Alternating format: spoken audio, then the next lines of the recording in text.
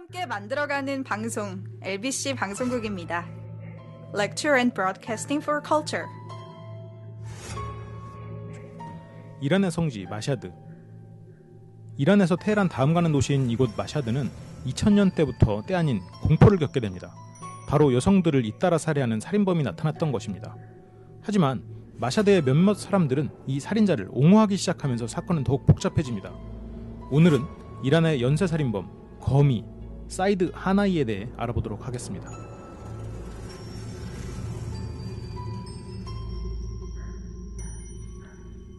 안녕하십니까. 연쇄살인 엑스파일 진행을 맡고 있는 철철 교주입니다. 안녕하십니까. 게스트 썰입니다. 네. 오늘 특이한 게 두 가지가 보입니다. 어떤 건가요? 세 가지군요. 정확히 가지. 이제 오프닝을 하면서 제가 느낀 건 하나는 이란, 네. 또 하나는 옹호하는 사람이 있었다. 네. 그리고 세 번째는 검이라는 단어. 이 세 가지가 이제 좀 궁금해집니다. 네. 지금 이름만 들었을 땐 남자 같은데, 네. 근데 사이드 하나이.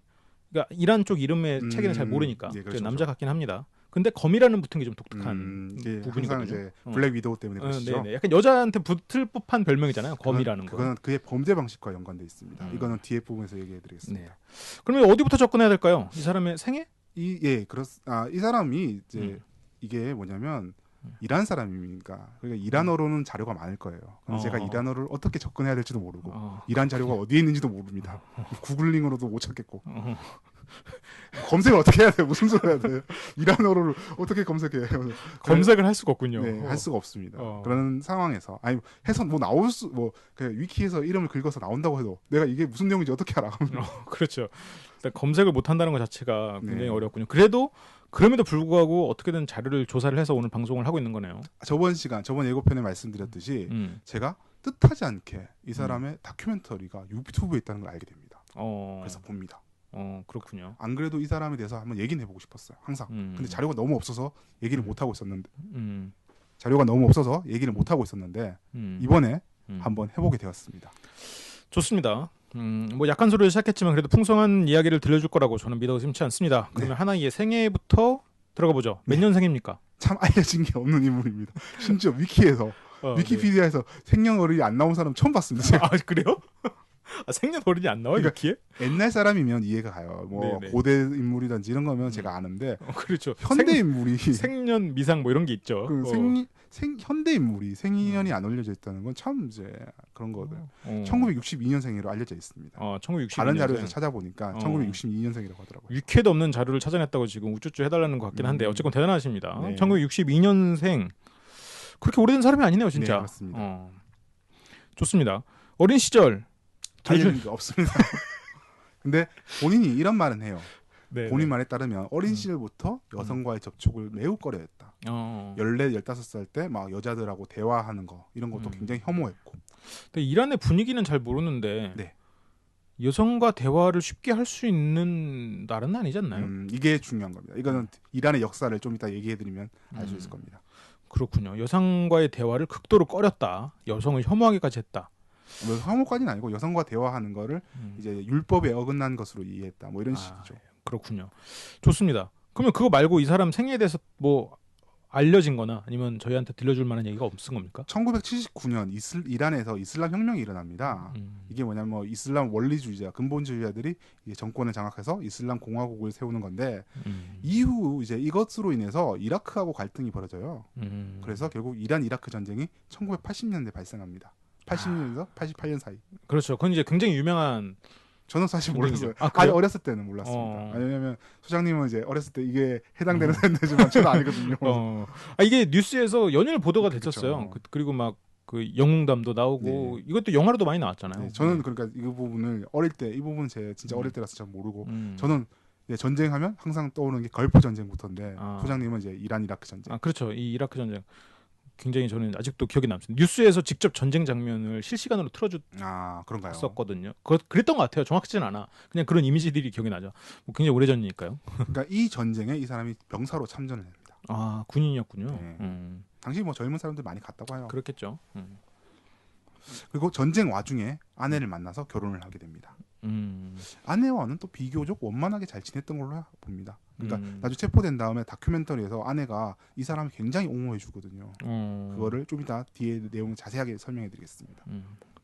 이 아내에게 잘하고 못하고 그런 게 연쇄살인범 같은 경우는 이제 많이 극단적으로 드러나잖아요. 어떤 연쇄살인범들은 잘해주기도 하는데 어떤 연쇄살인범들은 음. 그러니까 여성에 대해서 증오가 이런 것이 드러나면 뭐 다른 여성들한테는 뭐 친절한 모습을 보이고 이러지만 그럼에도 가정생활에서는 굉장히 그런 거 있지 않습니까? 권위적인 모습을 내세워서 갈등이 생기고 이런 것들이 많죠.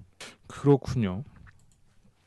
그럼 그 정도가 이 범죄자에 대한 얘기가 다 전반적인 이제 생애 얘기고 범죄 자체를 이제 들어보자 보자면 이제 약간 사회적 배경을 얘기할 필요가 있습니다.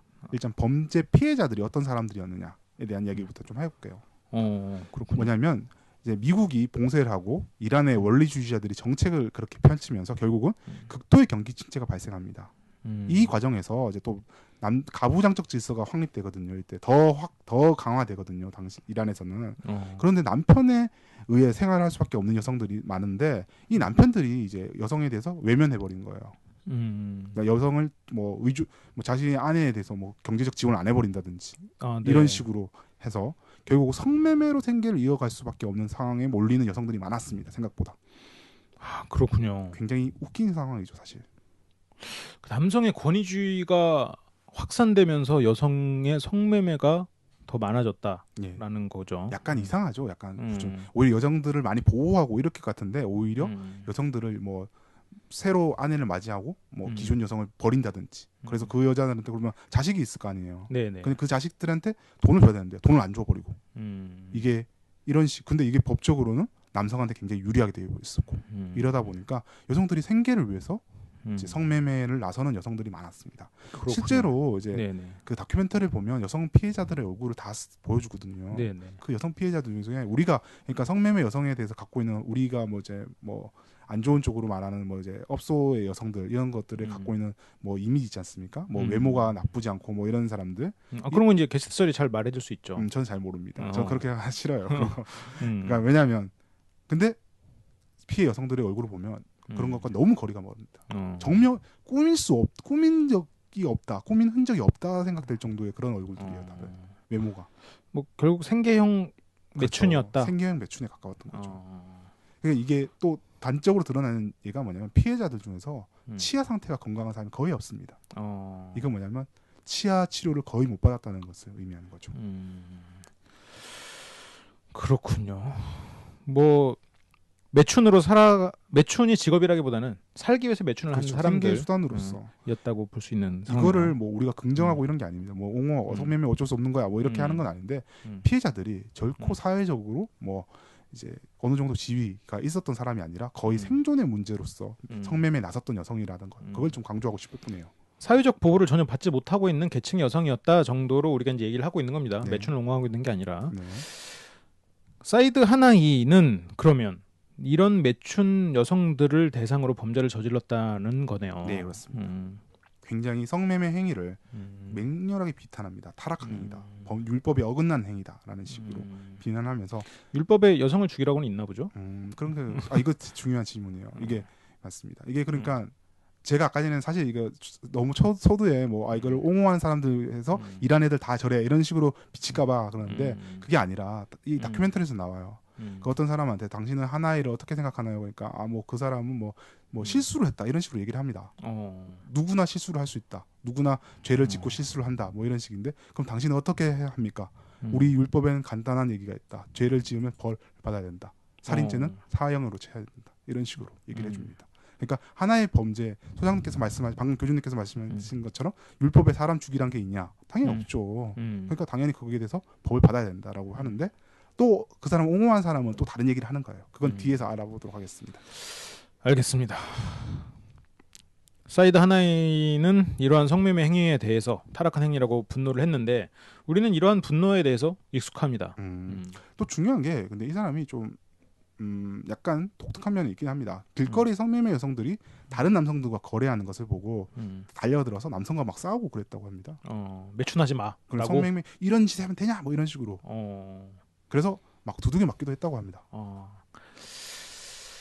자신 스스로의 정의긴 하지만 어쨌건 잘못된 정의지만 정의라는 것을 넓게 봤을 때 정의로운 사람이었네요. 나름 그렇게 자신의 정의에 갇혀 사는 사람. 적어도 자기 신념에 맞게끔 살려고 했던 사람이라고 볼 수는 있죠. 이대복마까지만 봤을 때는 그렇지만 뒤에 또 함정이 있습니다. 아, 그래요? 네. 어쨌든 그렇게 지나다가 아내하고 택시를 탔습니다. 음. 그런데 택시 기사가 아내를 성매매 여성으로 오해한 사건이 있었다고 합니다. 그러니까 이 사이드 하나에가 그 매춘부랑 탄 걸로. 그렇죠. 그렇게. 그렇게 모욕하니까 자기가 참을 수 없었다. 그럼 그 택시 기사를 죽여야지. 아니, 그렇진 않고 이게 다 저 여자들 때문이다. 내 아내가 이렇게 수모를 당하는 건 다 저런 여자들 때문이다. 이런 식으로 생각을 했는 것 같습니다. 그렇군요. 정말 삐뚤어진 뭔가 전개인 것 같긴 한데 정신적으로 좋습니다. 그것이 계기가 됐다 이거죠. 네, 그렇습니다. 근데 우리가 지금 중요한 게 빠졌어. 어떤 건가요? 이 사람이 어떻게 사람을 죽였다 이런 것들이. 근데 지금 검이라고 처음에 네, 그렇죠. 진술했잖아요. 그래서 거기서 보면 뭔가 유인을 해서 죽였을 것 같아. 근데 이게 성매매 여성을 대상으로 뭐 굳이 유인을 했나 하는 생각도 좀 들거든요. 이 범죄 행각에 대해서 조금 들려주고 넘어야 될 것 같은데. 네, 그렇습니다. 아내와 아이들이 종교 행사에 참석하는 기간이 있습니다. 뭐 일요일이나 뭐 이런 게 있었나 봐요. 네네. 그때 참석하면 집을 비우게 되는데 그때 성매매 여성과 길거리로 나가서 성매매 여성과 접촉해서 자기의 집으로 데려옵니다. 집에서 이제 그녀들의 뒤로 돌아가서 그녀들의 목을 졸라 살해했다고 알려져 있습니다. 손으로 하진 않고 그녀들의 이제 히잡이죠. 스카프, 네네. 히잡 같은 걸로 목을 졸랐다고 알려져 있어요. 뒤에서 죽였다라는 거죠. 네, 그렇습니다. 얼굴을 보지 않고 범죄를 저질렀네요. 네. 이게 약간 묘사가 약간 좀 이상하게 돼 있어요. 뭐 쓰러트린 다음에 다시 뭐 손으로 죽였다. 뭐 스카프로 목 졸라 죽였다. 혹은 뭐 밥으로 밟아서 목을 졸라서 죽였다. 뭐 이런 식으로 약간 뭐 사건마다 조금씩 다른 것 같습니다. 그런데 대체적으로는 이제 스카프를 이제 목을 졸라서 살해한 경우가 많은 걸로 알고 있습니다. 그렇군요. 그 피해자들 얼굴을 보면 어떤 네. 피해자들은 진짜 얼굴에 아무런 이상이 없어요. 그냥 그 목 졸려서 죽였다라고 생각될 정도로 이런 거 있는데 어떤 피해자는 얼굴이 너무 많이 심하게 맞은 것 같은 것도 있습니다. 그러면 이런 걸 보면 약간 상황에 따라서 조금씩 폭력이 가미되기도 했던 것 같습니다. 그렇군요. 법정에서는 이제 피해자를 살해하는데 30분이 걸리고 피해자의 사체를 처리하는데 1시간 반씩 걸렸다고 합니다. 그래서 총 2시간 내에 범죄가 완료되었다. 그래서 아내와 아이들이 돌아오기 전까지 이제 범죄가 완료되었다. 이런 식으로 알려져 있습니다. 그렇군요. 딱 자기 나름대로 굉장히 체계적으로 진행을 했네요. 그리고 범인의 시체를 유기할 때는 피해자의 옷이나 자신의 집에 있는 카페트 있지 않습니까? 네네. 카페트로 몸을 돌돌 쌉니다. 그래서 시체를 요기했다고 합니다. 그러니까 이 모습이 이제 그 히잡으로 얼굴이 목과 얼굴 부분이 가려져 있고 그 다음에 스커트로 카펫으로 이렇게 몸이 가려져 있다. 돌려서 이게 거미 먹이 모양 같은 거 있지 않습니까? 그 실에 감싸져 있는 그런 것 때문에 이란의 언론인들이 거미 살인범이다 이런 식으로 칭하기 시작했다고 합니다. 아니 그러면 시체를 버릴 때마다 카페트를 하나씩 버린 거예요, 같이? 꼭 다 그렇진 않고 한두 범죄가 그랬던 것 같아요. 저도 이제 사진 같은 걸 봤는데 보니까 그것은 이제 아닌 사람들도 있고 첫 살인범인가 두 번째 살인범인가 그때 이제 그런 식이 됐다고 합니다. 그래서 그때 거미 살인범이라는 이름이 붙여진 거죠. 그렇군요. 뭔가 이 범죄를 봤을 때 솔직히 조금만 관심을 가졌으면 그렇게 어렵지 않게 잡혔을 거는 같거든요. 이런 행각 이런 걸 봤을 때. 범죄 이제 이 사람이 어떤 식으로 잡혔는지나 이런 거에 대해서는 사실 자료가 거의 없어요. 이 사람이 확실한 것은 범죄 현장, 그러니까 시체가 발견돼서 이런 현장들에 이제 수사진들이 모이고 이런 상황에서 자신이 구경꾼, 이제 인파같이 몰려서 가서 보고 스스로 뭐 뿌듯함을 느꼈다 이런 식의 얘기를 합니다. 나중에. 방화범이나 뭐 살인범이나 이런 자기의 범죄 현장을 보는 것은 뭐 당연하게 다들 많이 얘기를 하더라고요. 체포 이후의 얘기를 좀 해주세요. 그러면 그 전에 잠깐만. 피해자 여성들은 이제 총 16명이었습니다. 16명. 예. 25명에서 50세. 죄송합니다. 25세에서 50세 사이의 범인 여성들이죠. 나이대는 뭐 제법 다양했지만 그래도 어쨌든 젊은 여성. 그러니까 뭐 길거리 여성 아무나 뭐 이런 식으로 뭐 딱히 성적 취향을 반영하지 않고 이런 식이었던 것 같습니다. 근데 중요한 건 16명이 이거 숫자를 좀 기억해 주십시오. 그러니까 나중에 반전이 있습니다. 16명 기억하고 있겠습니다. 네. 체포 이후 얘기를 해볼 텐데 체포가 언제 된 겁니까? 2000년 7월에 사이드 하나이가 체포가 됩니다. 2000년 7월? 네. 그러면 이 사람이 몇 살 때야? 38살 때군요. 네, 그렇겠네요. 1999년과 2000년 사이, 2년 사이에 이렇게 범죄를 저질러는 걸로 알려져 있어요. 지금 사건은. 2년 사이에 16명. 예, 매우 당당한 자세를 보여줬다고 합니다. 음. 특히 그의 체포와 재판 과정 전부를 지켜봤던 여자 기자가 한 명 있었는데 네. 그 사람이 그를 평가하기는 메카로 성지 순례를 떠나는 순례자 같은 모습을 보여줬다. 굉장히 당당하고 나는 종교적인 신념이 강하다 이런 식으로 보여줬던 거죠. 실제로 인터뷰 그 다큐멘터리 보면 인터뷰가 굉장히 많거든요. 네네. 얘기를 들어보면 아우 좀 아찔합니다, 진짜. 아니 기자가 이런 평가를 했다는 건 정말로 이 사람에 대해서 옹호를 한 걸까 아니면 비꼰 걸까? 비꼰 거죠. 그렇군요. 네. 그러면 이 사람한테 언론이 부정적인 태도를 취하고 있었던 거예요? 아닙니다. 우호적인 태도도 많았다고 합니다. 아 그래요? 네. 몇몇 강경한 원리주의자들이 그를 두고 종교, 즉 도덕적 타락을 막아낸 전사다라는 식으로 치켜 세워졌던 겁니다. 이게 다들 이렇게 미쳐 돌아갔으면 안 되겠지만 당연히 네네. 안 돌아갔습니다. 당연히 재판관은 아까 소장님께서 말씀하셨던 이런 내용과 또 그 피로 씻는다라는 표현이 있어요. 쿠란에 보면 예. 피로 씻는다는 표현이 있는데 이거를 해석을 두고 뭐 원리주의자라든지 이런 사람들은 이제 뭐 그 타락한 여성은 피가 인간의 피가 아니기 때문에 괜찮다 뭐 이런 식으로 얘기를 해요. 그래서 그 사나이 하나이 본인이 그런 말을 합니다.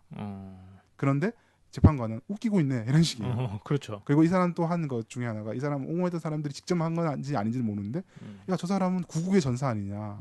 그 이란 이라크 전쟁 때 전쟁에 참전해서 나라를 지키는 용사인데 이렇게 함부로 죽여도 되느냐 그러는데 재판관이 야 딴 사람도 다 법에 적용되거든요. 그러면서 이런 식으로 해서 결국 사형을 선고합니다. 그렇군요. 결국 2002년 사이드 하나에는 교수형에 처해지게 됩니다. 이란은 사형제도가 없는 나라는 아니니까요. 네. 저기 그것도 있어요. 매질도 있어요. 제가 알기로는 태형도 있는 걸로 알고 있습니다. 맞아요. 태형이 있죠. 그러면 범죄를 좀 분석을 해봅시다. 네. 하나이 이거 뭐 개인에 대한 얘기도 좀 하고 이란에 대한 얘기도 좀 하고 이렇게 접근해야 될 것 같은데 네, 먼저 개인에 대한 이야기부터 해봅시다. 도덕적 타락을 막기 위해서 몸을 던진 투사라는 평가를 받았다는데 네. 좀 얘기를 좀 더 해보세요. 다큐멘터리를 보면 그의 가족들이 나와요. 어머니, 형제, 아내, 심지어 아들까지 나옵니다. 아, 아들도 있었구나. 네, 아들이 저 몇 명인지 기억이 안 납니다. 여하튼 아들이 있는데 아들이 한 명이 비교적 커요. 한 15, 16세쯤 되는 청년이었습니다. 네네. 그런데 그 모두가 하나이가 도덕적 타락을 막기 위해 자신의 몸을 바쳤다. 그러니까 실제 법에서는 이 사람이 처형될 수밖에 없는 거지만 그걸 알면서도 자신은 몸을 바친 하나이는 몸을 바친 용사여다. 뭐 이런 식의 칭찬이 많았습니다. 피해자들은 특히 피해자들은 인간이 아니며 쓰레기이며 청소할 대상이다. 이런 식으로 표현을 많이 해요. 특히 아들이 그런 말을 많이 합니다. 그렇군요. 정말 교육이 낳는 미개한 집안이네요. 그거 뭐 교육의 부재가 낳은. 이거는 그러니까 그 집안의 문제라기보다는 전체적 그 이란 사회하고 같이 조응한 문제이기 때문에 이건 뒤에 좀 더 아들에 대한 이야기를 좀 더 뒤에 다시 자세히 해드리겠습니다.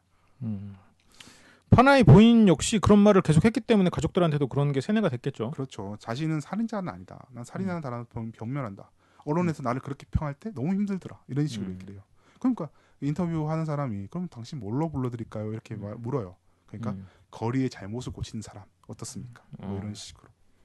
그리고 아까 전에 이제 뭐 피해자들을 뒤에서 목을 조르는데 이런 행동들을 범죄 방식에 대해서 설명해 주셨지 않습니까? 네네. 그런 거 할 때 어떻게 했냐고 질문하니까 뭐 설명을 해줘요. 근데 약간 그러니까 어떤 인터뷰 하던 사람이 그거 뭐 그러면 가축 다루듯이 다뤘냐요? 그거 좋습니다. 그거 딱 그 표현이 맞네요. 이런 식으로 얘기를 해버려요. 그러니까 이렇게 그럼 당신은 가축처럼 그 사람들을 다뤘다는 건가요? 그러니까 아니 근데 나는 가축이었다면 좀 미안함을 느꼈을 텐데 가축이 아니라서 괜찮던데요. 뭐 이런 식으로 대답합니다.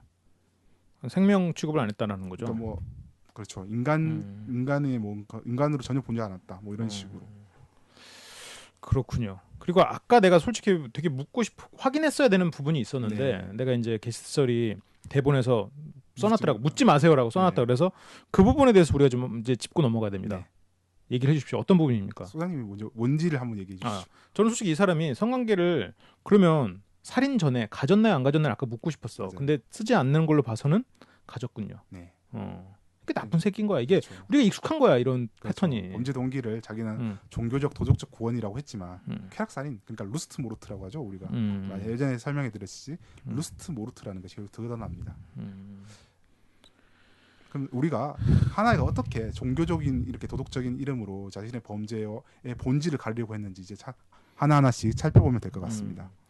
이것도 어떻게 보면 지금 사회적 문제가 낳은 핑계거리가 된 거지. 그렇죠. 사실 제가 사회적 얘기를 하려고 하는 이유는 좀 다른 거예요. 아 그래요? 다른 것 때문에 그렇습니다. 여하튼 중요한 거는 하나이는 이제 아까 전에 말씀드렸듯이 자신이 도덕적 종교적 타락을 막기 위한 전사였지만 실정법상 자신은 처형되리라는 걸 알고 있었다고 합니다.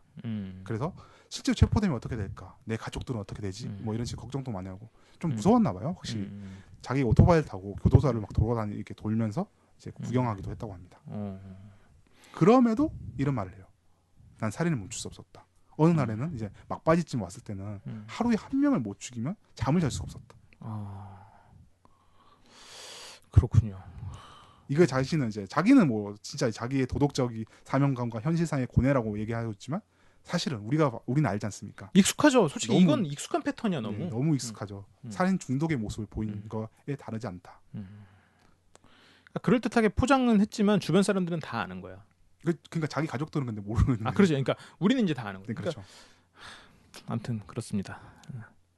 좋습니다.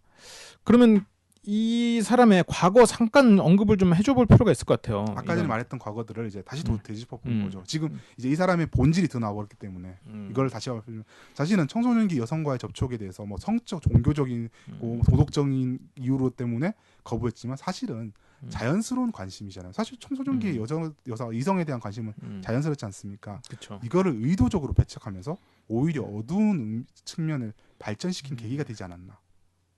그러니까 뭐 저건 타락한 거야, 더러운 거야 이런 식으로 하면서 그것도 종교적인 동기도 있고 핑계거리도 있으면서 그러면서 오히려 자신의 어두운 환상 가진 거죠.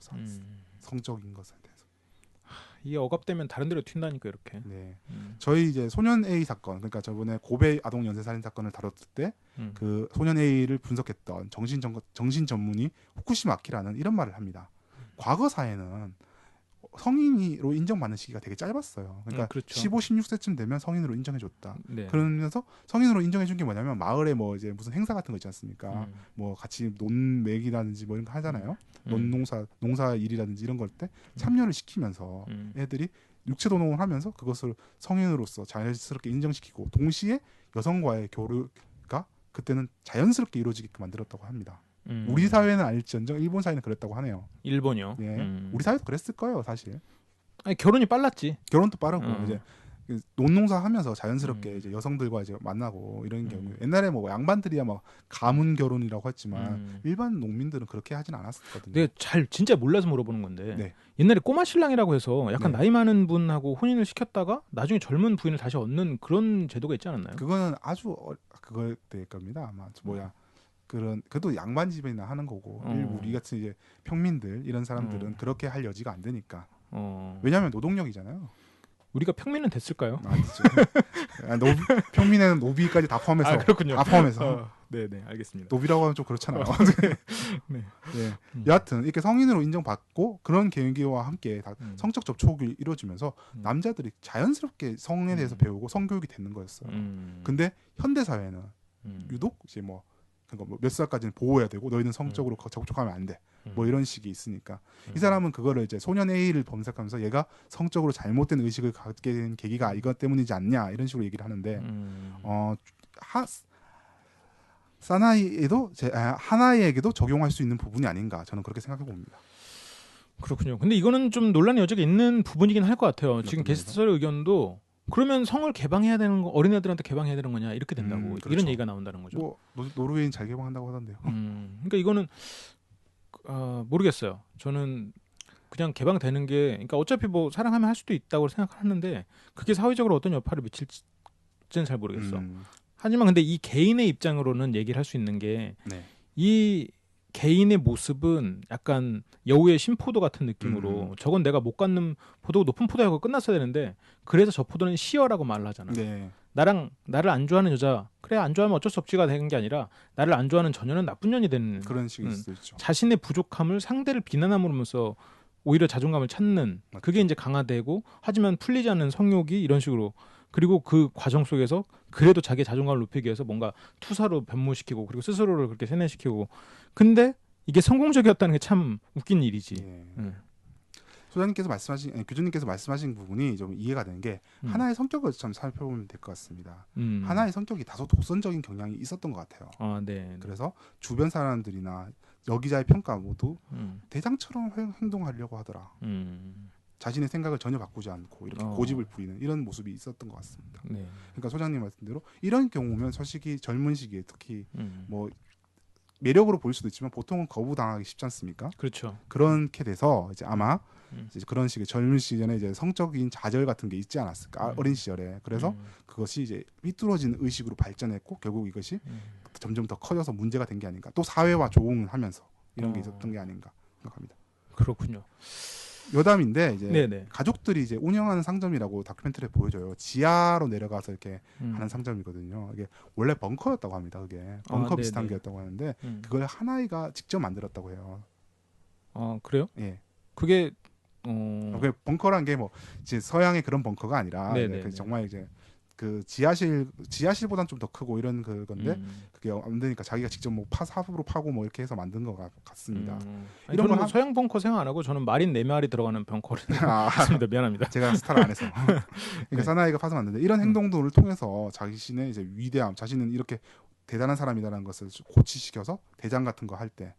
그래요? 이게 상점을 자기가 직접 파서 만든 게 자신이 높다는 걸 증명하는 게 되나요? 그러니까 자기가 이런 업적을 했다. 남들의 우리 가족들을 생계를 이어지는 그런 거를 내가 만들어줬고 이런 식의 했었다라는 이런 거. 자기의 대장 의식이라고 하면 좀 그렇고 그런 것들을 더 강화시키지 않았나 저는 그렇게 생각해봤습니다. 그렇군요. 그렇게 연관시켜 생각할 수도 있겠네요. 그러면 이제는 사회적 이야기를 좀 해야 될 것 같아요. 네. 이란에 대해서는 우리가 이야기를 해봐야 될 것 같은데 저는 개인적으로 이란에 대해서 아는 거는 많지 않습니다. 저도 사실 소장님, 교장님하고 비슷할 겁니다. 그렇게 다르지 않아요. 그냥 굉장히 막연하게 알고 있는 몇 가지 사실들이 있는데 이것 때문에 좀 조사는 했어요. 살짝 보긴 했습니다. 또 제가 왜 이 사건을 다뤘냐면 사실은 페르세폴리스라는 만화가 있어요. 네네. 아시나요? 그 되게 유명한 작가 마르타잔인가. 네, 여자 작가들. 예, 계속 얘기해 주시죠. 네, 여자 작가인데 이란 여성인데 이제 만화가 겸 네, 감독도 하시는 걸로 알고 있는데 네, 영화 그 감독 흑백 영화로 네. 돼 있고. 네. 근데 그 사람이 그 만화를 썼는데 페르세폴리스라는 만화인데 자신의 어린 시절 성장기를 담은 소설이에요. 그거를 보고 그거를 봤을 때 보고 제가 안 그래도 사이드 하나에 대해서 항상 생각하고 있었는데 한번 다뤄보고 싶다라는 생각을 했고 그래서 했습니다. 여하튼 그런 자료들을 통해서 한번 간단하게 얘기를 해볼게요. 그 이란 하면 생각나는 게 이제 청취자들 분을 위해서 잠깐 얘기하면 그 연을 날리는 소녀가 어느 나라죠? 연을 날리는 소년이 이란 거 아닌가요? 저는 그 영화를 몰라서. 소설인데 네. 그것도 이란의 분위기인 걸 좀 보여줄 것 같고 또 이란 하면 생각나는 게 내 친구의 집은 그쵸. 어디인가? 그것도 그 감독의 전작품이 그거 아닌가요? 그 신발 얻으려고 마라톤 하는 그게 그 다음일 겁니다. 그 다음인가요? 네네. 그것도 그게 진짜 대박이죠. 사실은. 그렇죠. 그게 이제 대중적으로 가장 인기를 끌었죠 우리나라에서는. 네. 그 정확한 제목이 기억이 안 나네. 저도 기억이 안 나는데. 내 그 영화를 극장에서 봤거든요. 근데 난 극장에서 사람들이 소리치면서 응원하는 건 처음 봤어. 진짜. 그 영화에서 이제 소년이 마지막에 경주를 하는데 그렇죠. 관객들이 누군가 한 명이 그 소년을 응원하기 시작한 겁니다. 관객인데. 근데 그거에서 사람들이 야 조용히 하세요 이렇게 하는 게 아니라 같이 응원하기 시작했어. 그래서 극장이 경기장처럼 되는. 근데 뭔가 그 상황이 되게 공감이 됐거든요. 헐리우드인가 발리우드로 갔다 오셨군요. 약간 발리우드 느낌. 우리가 그 영화가 발리우드가 아닌 건 아니다 여러분. 근데 발리우드에서는 실제로 그러니까 인도에서는 극장에서 다 같이 막 춤추고 노래하는 장면에 다 같이 춤춘다 그래요. 네, 그렇죠. 그래서 인도 영화는 무조건 춤추는 장면이 들어 있는 겁니다. 같이 추라고 극장에서. 여하튼 어쨌든 그런 분위기들을 잘 하는 건데 이제 솔직히 이걸 제가 왜 이 이야기를 하냐면 아들한테 아까 전에 말씀드렸지만 충격을 좀 많이 받았어요. 뭐냐면 하나의 아들의 인터뷰가 이런 게 있었어요. 아버지가 성스러운 전쟁을 친 전사고 사회에 던진 메시지가 강하다. 이게 우리 사회는 이것을 잘 해석해야 된다. 이런 식으로 얘기를 해요. 그래서 인터뷰어가 물었습니다. 당신이 크면 그럼 자네가 크면 어떻게 할 것인가에 대해서 물었는데 이렇게 대답을 이렇게 합니다. 지켜보다가 때가 되면 나서겠다. 이런 식으로. 진짜 끔찍합니다 정말. 그렇죠. 이거는 근데 이거는 이면입니다. 이게 어떤 것이냐면 이 이면이 진짜 중요한 거예요. 네. 그러니까 하나의 아내가 불려준 아들 얘기를 해줘요. 네네. 우리 가족이 어떻게 됐냐 하면 처음 하나가 체포됐을 때는 아들이 넋이 나간 사람처럼 집에만 있었다. 한 2, 3일째 있다가 이틀 동안 뭐 2, 3일 동안 집에만 있다가 결국 나가야 되잖아요. 어쨌든. 그러니까 학교를 갔다든지 뭐 어떻게 갔다 왔나 봐요. 갔다 오고 애가 아버지를 긍정하는 사람들 속에서 하나에 대한 자부심을 느꼈다. 이런 식이죠. 근데 이게 진짜인지 아닌지 몰라요. 정확히 말하면. 저는 사실 이렇게 다른 식으로 생각하거든요. 이거 뒤에서 얘기해 드리겠습니다. 아니 그런 심리 변화가 지금 순간 공감이 됐어. 그러니까 내가 이 사람의 입장이 됐다는 거지. 내가 이 사람이 좋다는 게 아니라 현실을 사람이 부정을 하면 그렇죠. 인지 부조화가 일어나잖아요. 그렇죠. 그래서 어떻게든 해답을 찾으려고 애를 써. 근데 밖에서 사람들이 옹호하는 말을 듣고 내가 이거를 수긍하지 않으면 현실을 견딜 수 없게 되는 맞아요. 거지. 그래서 내가 한 발짝 떨어져서 보면 아닌 걸 알지만 그 안에서 뭉개져 버린 거야. 많은 애니메이션들의 악당들이 그렇습니다. 이 이렇게 인지 부조화가 또 중요한 게 뭐냐면 외부와 또 조응이 돼야 된다는 거죠. 나 같은 사람들이 있어야 된다는 거예요. 그래서 자기 혼자서만 이렇게 생각하면 나중에는 그게 안 된다는 걸 자기도 깨닫게 되는데 이게 아니라 딴 사람들도 다 같이 그래 우린 지지 않았어 이렇게 돼야 된다는 거죠. 중요한 거는. 그렇죠. 바로 그런 분위기를 저는 알고 싶었던 거예요. 그래서 그거는 이제 현대 이란의 역사하고 좀 엮여 있습니다. 그렇군요. 계속 얘기를 해봅시다. 굉장히 충격적이네요. 그 아들에 대한 얘기는. 현대 이란의 역사는 간단해요. 이제 우리나라가 겪었고 어느 세계 이제 유럽의 19세기 이후 유럽에 압도된 모든 사회가 겪는 하나의 흐름입니다. 뭐냐면 이제 급진 개혁파가 있어요. 네네. 온건 개혁파가 있어요. 보수파가 있어요. 이 세 흐름이 싸움의 바로 현대 이란의 역사인 거죠. 뭐 온건 개혁, 급진 개혁파, 온건 개혁파, 보수파. 개혁파는 개혁파는 간단해요. 다 서구로 가자. 서구처럼 살자. 유럽처럼 살자 우리. 보수파는 아니다. 우리 원래 전통이 좋은 거요. 뭐 이런 식이고. 근데 자본주의라든지 서구화 진행으로서 기존 사회가 체계가 붕괴가 돼요. 그거는 뭐 당연히 좋은 거예요. 사실 진보에 가깝습니다, 사실은. 근데 중요한 거는 뭐냐면 기존 사회 체계에서도 나름대로 보장 체계 같은 게 있잖아요. 우리 사회 못 사는 사람들은 뭐 어떻게 그래도 품앗이라도 해주고 뭐 이런 게 있지 않습니까? 이런 것조차 다 같이 박살나는 거예요. 그러니까 어려운 사람들은 그때도 어렵지만 새로운 사회는 더 어려워지는 거예요. 그렇죠. 순간적으로. 그냥 기존은 또 사람들이 아까 말씀하셨듯이 인지 부조화 아닙니까? 내가 원래 이렇게 살다가 갑자기 다른 식으로 살아라고 하면 그 견디기가 어려워요. 특히 나이가 든 사람일수록 그게 더 견디기가 어렵습니다. 어쨌든 이러한 이제 갈등들이 일어나다가 급진개혁파가 뭐냐면 학생이나 지식인들이 급진개혁파예요. 그러니까 뭐냐면 더 서구처럼 살자, 의회 민주주의 받아들이고 이렇게 하자. 온건개혁파는 왕족이었는데 당시에 이란은 왕족이었는데 왕족은 서구처럼 이제 근데 이게 뭐 하는데 대신 민주주의는 안 돼 이런 식인 거예요. 그리고 보수파는 이슬람 근본주의자들인 겁니다. 이 사람들이 그러니까 왕당파를 대항해서 급진개혁파와 보수파가 힘을 합쳐서 싸워서 그 왕들을 쫓아내요. 급진 개혁파, 개혁의 끝을 달리는 분들과 보수를 지키자는 분들이 해서 중간 애들을 몰아냈네요. 그러니까 민중이죠. 이 사람들이 다 민중이 돼서 몰아냈는데 문제는 이 둘이 남으니까 이 둘이 또 화합할 수 있느냐? 더 화합할 수 없는 인간들이거든요. 그렇죠. 이제 왕정하고 이제 민중하고의 대결이었다라고 생각하면은 뭔가 대결 구도인데 이게 또 개혁이냐 보수냐 이쪽으로 보니까 전혀 다른 극단이 합쳐서 중간을 몰아낸 것처럼 또 보이네요. 그렇죠. 또. 항상 그렇죠. 그러니까 그 다음 헤게모니 싸움에서 결국은 보수파가 아예 승리를 해버립니다. 이들이 이슬람 근본으로 돌아가야 한다라고 강변하게 돼요. 지금 그 이슬람 공화국이 그렇게 탄생한 거죠. 그렇군요. 근데 물론 이슬람이 이제 저런 사람이 지금 착각하실 것 같아서 그랬는데 이슬람이 저런 게 아니에요. 정확히 말하면 이슬람은 굉장히 다양한 토착 사회하고 융합하면서 그 사회마다 달라요. 어떻게 해석되고 다르기 때문에 얘들이 이렇다고 해서 다 봐. 원래 이슬람은 저딴 거야. 이렇게 생각하시면 안 됩니다. 그냥 맞습니다. 이란이 이런 하나의 경향을 보여줬던 것뿐이다라고 생각해야 돼요.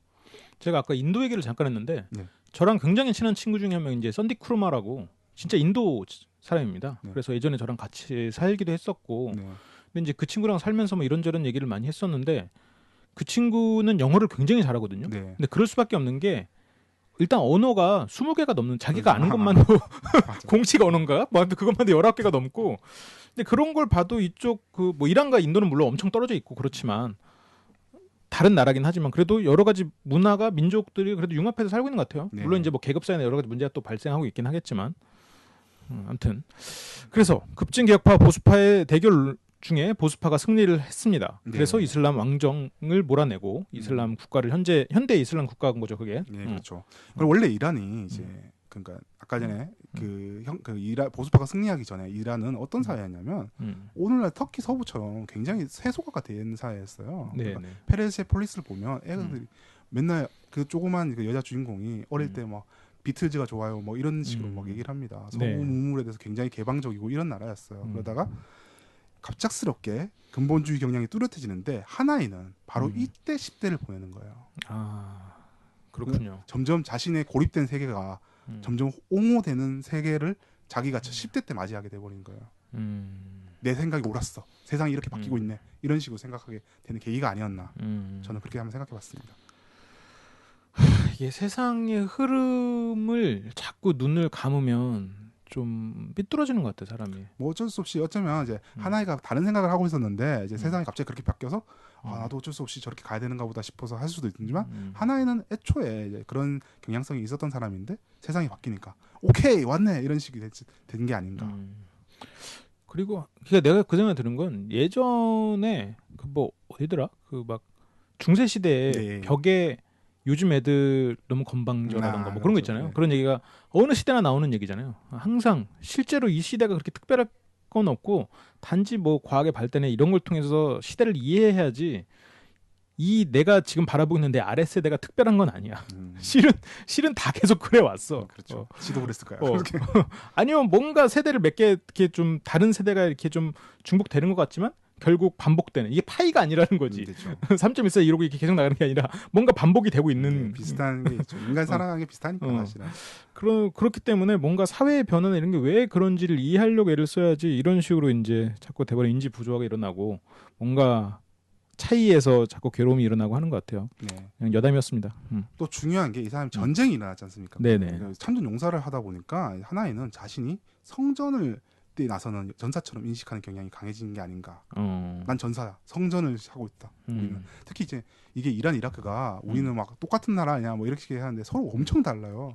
굉장히 다른 나라입니다. 민족도 다르고 언어도 다르고 굉장히 달라요. 심지어 종교도 굉장히 많이 달라요. 아 그렇군요. 이슬람인데 뭐 대부분 특히 이라크 그러니까 페르세폴리스 그 만화를 보면 알 수 있는데 정말 이라크 이 독재 외적들 뭐 이런 식으로 오랑캐들 뭐 거의 오랑캐 수준으로 얘기를 하거든요. 그런 것처럼 그러니까 그것과 맞서서 나는 우린 종교의 성질을 지키는 전사들이다. 뭐 이런 의식을 부추기면서 더욱더 합리화 구실을 많이 만들어주는 거죠.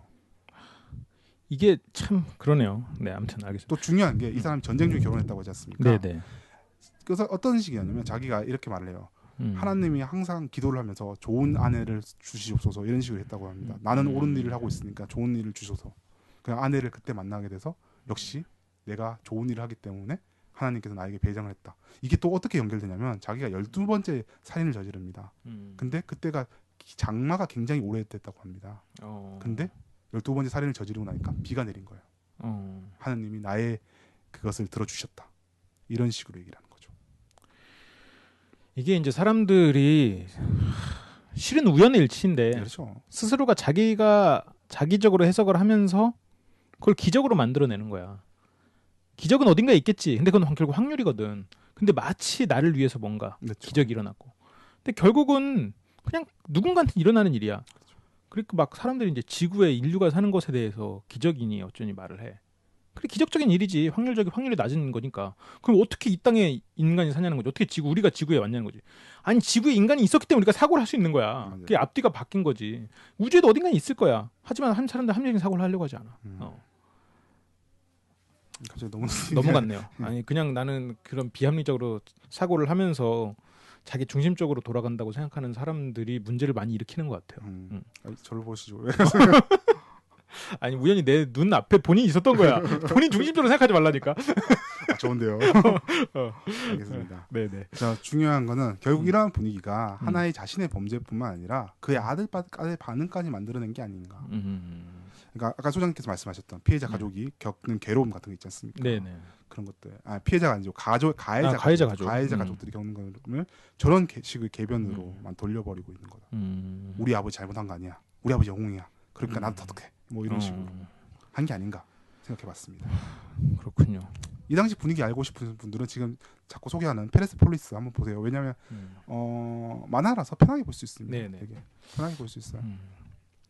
저도 이거를 되게 아껴두고 있는 애니입니다. 제가 몇 개 이거 애니메이션으로 있거든요. 있어요? 네네. 페르세폴리스라고 해서 흑백 애니메이션인데 저도 아직 보지는 않았어요. 근데 굉장히 괜찮다는 얘기를 많이 들었거든요. 그래가지고 그 아껴두고 있는 영화 중에 하나인데 봐야겠네요. 이거 이럴 줄 알았으면 먼저 미리 보고 올 걸 그랬네. 대본을 늦게 써서 죄송합니다. 아니면 그리고 희망은 있습니다. 그렇지만 우리가 지금 이렇게 암울한 이란의 역사 같이 얘기하고 있지만 희망은 있습니다. 이번에 이제 그 다큐멘터리가 피해자 가족들의 인터뷰도 해요. 그래서 근데 피해자 가족들 중에서 10살짜리 소녀가 있습니다. 그러니까 우리나라 나이로 치면 12살쯤 되겠죠. 네. 그 소녀 같은 경우가 이제 집이 엄청 어렵고 그 어머니가 사망하고 어머니가 이제 또 성매매에 나섰다는 걸 알려지면서 굉장히 좀 힘든 시기를 많이 보냈어요. 그랬겠네요. 누구도 자신의 어머니의 죽음에 대해서 억울하고 잘못된 것이라 생각하지 않는 분위기가 있었던 거죠. 오히려 매도하고 그랬는데 자신이 그러니까 커면 그 인터뷰어가 당신한테 그 소녀한테 당신이 크면 어떤 일을 하고 싶으냐라고 하니까 나는 기자가 되고 싶다. 언론인이 되고 싶다고 하니까 그럼 언론인이 돼서 뭘 쓰고 싶나요? 물으니까 그런 연쇄살인범에 대한 글을 쓰고 피해자들에 대한 이야기를 써오면서 피해자들이 잘못한 게 아니다. 그런 얘기를 하고 싶다라고 했습니다.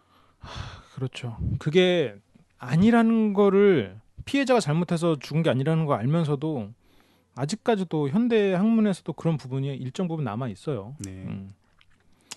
그렇습니다. 그 굉장히 또 희망적인 메시지가 있네요. 네. 그리고 우리가 이제 이란에 대해서 뭔가 나쁜 얘기를 많이 한 것 같은데 이란이 나쁜 나라라는 게 아니라 이 연쇄살인마가 나타난 부분에 이 연쇄살인마 행동에서 이란에 어떤 부분이 있었는가를 얘기하는 거지. 그렇죠. 지금 우리가 이제 저희 유튜브에서도 어떤 대표님 댓글을 달아서 너무 이제 나라에 대해서는 이런 얘기한 거 아니냐라는 댓글을 본 적이 있습니다. 제가 딱히 댓글을 답장을 달지 않았는데 이런 거예요. 연쇄살인범은 저희가 항상 얘기하지만 연쇄살인이라는 거는 인류의 이야기입니다. 그게 어떤 특정 문화만의 것이 아니라 어떤 체제, 문화, 집단의 것은 아니라고 저는 생각해요. 문제는 어떤 연쇄살인이 그렇다고 해서 모든 사회가 똑같이 나타나는 건 아니다. 그러니까 똑같이 나타나는 건 숫자가 똑같이 나타 이런 뜻이 아니라 그렇죠. 똑같은 형태로 나타나는 건 아니다. 그 사회의 어떤 면과 조응하면서 어떤 형식으로 나타날 것이다. 물론 인류 전체이기 때문에 비슷비슷한 게 많겠지만 분명히 어떤 사회의 독특한 부분을 반영하는 것이 있을 것이다 저는 생각하고 있거든요. 그 얘기를 하고 싶었던 것뿐이에요. 그 유튜브 댓글은 저희가 이제 다음 시간이나 해서 한 번씩 몰아서 볼 텐데 방금 언급한 그 댓글은 솔직히 좀 짜증났습니다. 그렇죠. 좀 불쾌했고 그 부분에 대해서는 저희가 다음 시간에 좀 얘기를 해보겠습니다. 네. 게스트는 안 불쾌했을지도 몰라. 난 불쾌했어. 짜증났어. 아무튼 좋습니다.